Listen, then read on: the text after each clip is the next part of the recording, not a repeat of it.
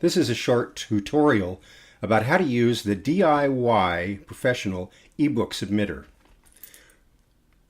Once you have the software installed, you want to right-click on the icon on the desktop and run as an administrator. The software may not run if you do not select to run it as an administrator on some computers. So test it out on yours and determine whether you need to run it in this mode or not. The submitter window appears with two tabs at the top. We can see that on the left is websites and on the right is submissions. The software is very simple. The websites here do not require that you sign up, so you can submit directly to these sites.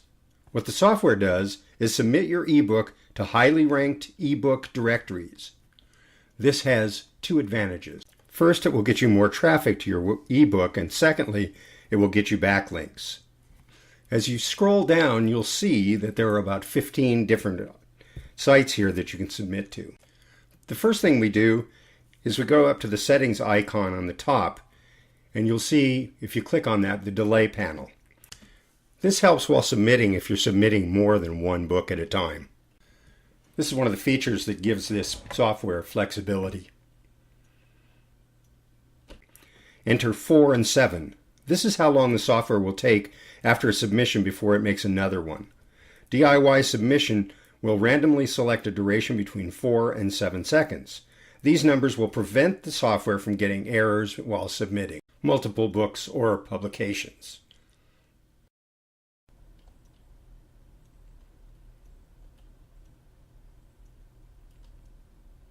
Below, you see the CAPTCHA options. Use caption window and use CAPTCHA.com. If you select Use CAPTCHA window, you will be entering the CAPTCHA for each account manually. In this case, you'll have to watch the software as it submits your ebooks, and when it pops up a CAPTCHA window, you can simply enter the code and click OK. If you have a DCAPTCHA account and select it, then you would enter your name and your password. And that software would take care of entering CAPTCHA information for each. The default is for all websites to be selected. If you want to submit to all, leave it alone. Otherwise, uncheck the ones that you don't want to submit to. You can turn them on and back off at will. To start the submission, click on the submission icon up at the top. Now, click on the Browse button and find your ebook, the .doc file that you've created it there with, and this is where you saved it on your computer. Enter the title of your book. Following that, you will add tags for your book. These are the keywords that you've found that will help people to identify it. For categories, select your category from the pull-down menu.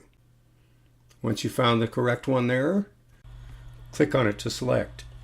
Next, we're going to fill in the description, and this is important because it can draw people to your book.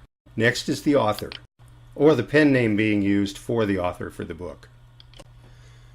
Enter your email in the next field, and finally the URL that you want listed on the site that's associated with your book.